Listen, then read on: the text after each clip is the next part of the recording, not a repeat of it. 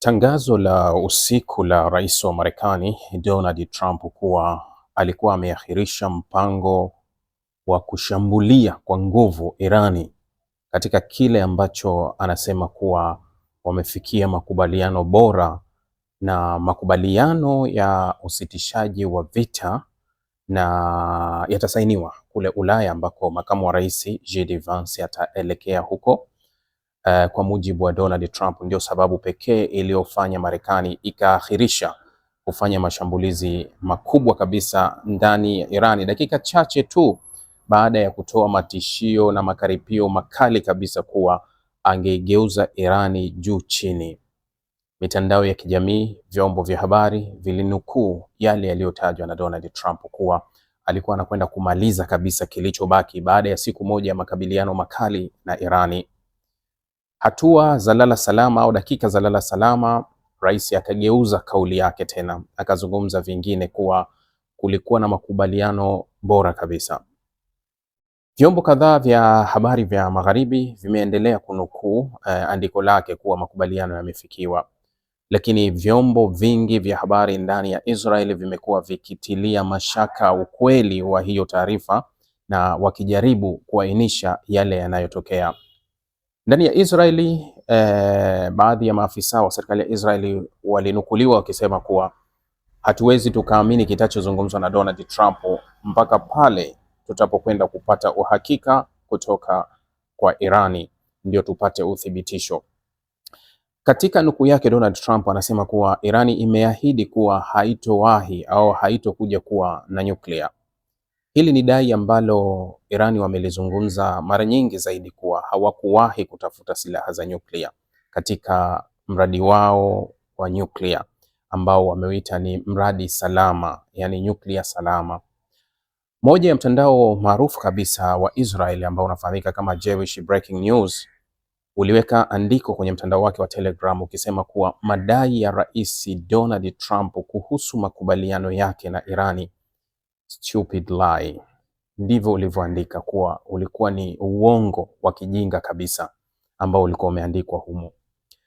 Tuseme kuwa ni Taco Thursday au ilikuwa ni Taco Friday ambayo imeeleweka, tabia ya Donald Trump kuingia mitini. Maafisa wa Irani wanasema kuwa uamuzi wa Donald Trump kutoishambulia Irani ni uoga wa kukimbia vita, na wao wanakariri na kurudia kusema kuwa hakuna makubaliano yoyote yaliyofikiwa kati ya Marekani na Irani. Nini ambacho kinaendelea? Amani iwe nawe, peace be upon you. Natumai wewe ni mzima wa afya na unaendelea vyema kabisa. Ijumaa leo, weekend tunaelekea. Sitozungumza sana, nitalieleza tu hili angalau kwa nafasi yake kidogo, ili uweze kufahamu nini ambacho kimetokea. Kwa wafuatiliaji wangu kupitia mitandao yangu, kupitia akaunti zangu na kupitia magrupu ambayo huwa ninazungumza, jana jioni nililieleza kwa kina tishio hili la Marekani. Nililieleza katika nafasi ambayo niliamini ilikuwa hivyo na ndivyo ilivyo. Kuna mazungumzo yamekuwa yakiendelea chini kwa chini, lakini kumekuwa na shida ya kubadilisha vifungu, kutokukubaliana mambo mengi. Sasa baadhi ya vyombo vya habari vingi jana duniani vilizungumza vikitoa tathmini ya kufikia kuwa angalau walikuwa wamepiga hatua kubwa kufikia, na mijadala mikubwa ikawa ni kwenye maybe freezing asset za Irani zilipo Irani, kiwango ambacho cha fedha alizokuwa akitaka zitolewe, lakini makubaliano yalikuwa mengi ambayo wamesema kama yameshakubalika, ila Marekani akawa bado hataki kutoa moja kwa moja kwa kile ambacho kinaonekana kama kutokuaminiana.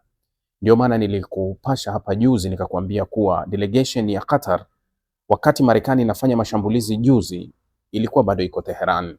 Walienda kwa sababu Qatar walitumwa na Marekani kwenda Teherani kuwapa vitisho, wasipokubaliana na vifungu vyao basi watashambuliwa. Ndio walichokipeleka, lakini Irani iliwajibu Qatar ikawaambia kuwa hii ni nchi huru ambayo haiwezi ikabadilisha mambo yake kirahisi rahisi juu kwa juu. Kwa hiyo vifungu 14 ambavyo vimekuwa na nenda rudi kurekebisha hiki na hiki vilikuwa ni bado havijakubaliwa. Na mara kadhaa nimekuwa nikizungumza na wewe nikikwambia hapa kuwa tangazo lolote litalokujia kukwambia kuwa tumefikia makubaliano, basi ni tangazo ambalo litazungumza kuhusu kusitisha uhasama, sio makubaliano. Ieleweke, kuna mambo mawili tofauti hapa. Kitu pekee ambacho kimekuwa kikitafutwa katika kipindi hiki cha hivi sasa ni kukata uhasama wa pande zote, sio kufikia makubaliano. Wakati watapokata uhasama na kuacha kushambuliana, kila mmoja akatulia kwake, hapo ndio watafungua ukurasa wa mazungumzo. Kwa hiyo unapozungumza kuhusu kuwa tumekubaliana kuwa hawatokuwa na nyuklia, tafsiri ya haraka inakuja kuwa ni uongo, kwa sababu katika hili hakujajadiliwa. Tunachojadili ni ishara ya kuaminiana, kuacha kushambuliana, kuacha vita.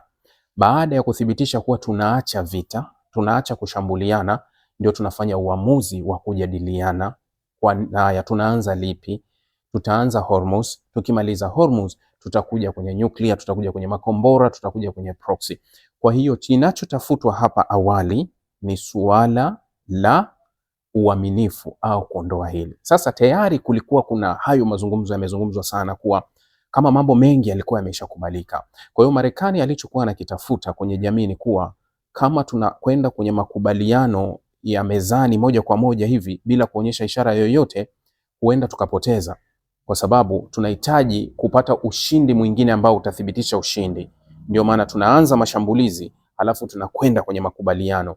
Wakati tunafanya mashambulizi tayari dunia itaelewa kuwa tunamshambulia, halafu tunatangaza makubaliano ambayo ulimwengu utaamini kuwa makubaliano yamekuja kutokana na shinikizo la mashambulizi. Ndio inavyofanyika, kuwa nipate upande wa pili, yani natafuta ushawishi wa upande wa pili, lakini ukweli kuwa hapakuwa na makubaliano ya aina yoyote. Sasa kilichotokea jana ni tishio la Donald Trump kuimaliza kabisa Irani, na Irani ikajibu kusema kuwa ikiwa Marekani itathubutu kufanya hivyo, wao wanajua nini cha kufanya, na wakaahidi kuwa watakuza vita, itakuwa kubwa zaidi katika eneo kubwa zaidi. Sasa vyombo vya habari vingi vimekuja jana na kauli za Donald Trump baada ya kuclear message yake kuwa tutafanya hivi, tutafanya hivi. Lakini taarifa rasmi kabisa ambayo imetolewa na msemaji wa Wizara ya Mambo ya Nje ya Iran, Ismail Qani, anasema kuwa hakuna makubaliano yoyote tuliofikiwa sisi na Marekani. Kilichotokea ni kwa Donald Trump kula kona kama kawaida yake, kukimbia vita, kwa sababu tuliahidi kuwa tutalipiza kwa kiwango cha hali ya juu.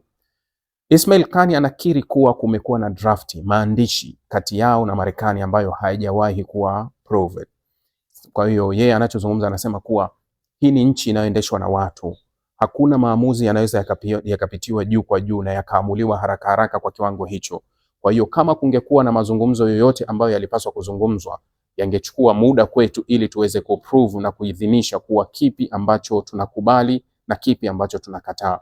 Kwa hiyo kwa tafsiri ya haraka haraka, kilichotajwa na Donald Trump kama makubaliano si makubaliano katika kile ambacho kimeangaziwa na vyombo vya habari vya Israeli. Ukisoma vyombo vya habari vingi hata ikiwemo Royal News, imeandikwa kuwa Israeli imekuwa surprise kwa kauli ya Donald Trump. Yaani hata Waisraeli wenyewe wameshangaa kuwa haya makubaliano ambayo Donald Trump ameyatangaza walifikia lini na wapi, kwa wakati gani ndio wakafikia haya makubaliano.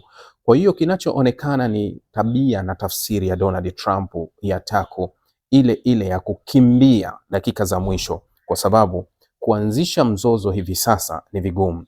Pande zote zinakubaliana kuwa hakuna umalizaji, au wanasema hakuna kufikiwa kwa njia ya moto, yaani kuwa hawawezi kuja kufikia makubaliano yoyote. Hauwezi ukapata ushindi wowote kwenye mzozo huu kwa njia ambayo unataka kujaribu kutumia.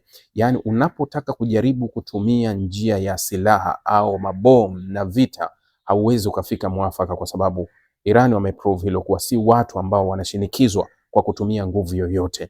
Wao wanaweza wakakaa na kufanya maamuzi kuhusu nchi yao wenyewe bila shinikizo lolote. Jamani, narudia kuambia, taarifa iliyotolewa na Donald Trump sio taarifa halisi, ni taarifa ya kutungatunga kama kawaida yake, ili akwepe uwajibikaji wa kile ambacho alikuwa amekusudia kukianzisha, kwa sababu aliahidi kuwa atafanya shambulizi kubwa ndani ya Irani na kubadili kabisa kila kitu ndani ya Irani, wakati Irani waliahidi kuwa wangelipiza vikali kabisa katika dhamira yake ambayo amekuwa akiitaka kuifanya. Kwa hiyo Irani wanatuthibitishia hakuna makubaliano waliofikia na Marekani.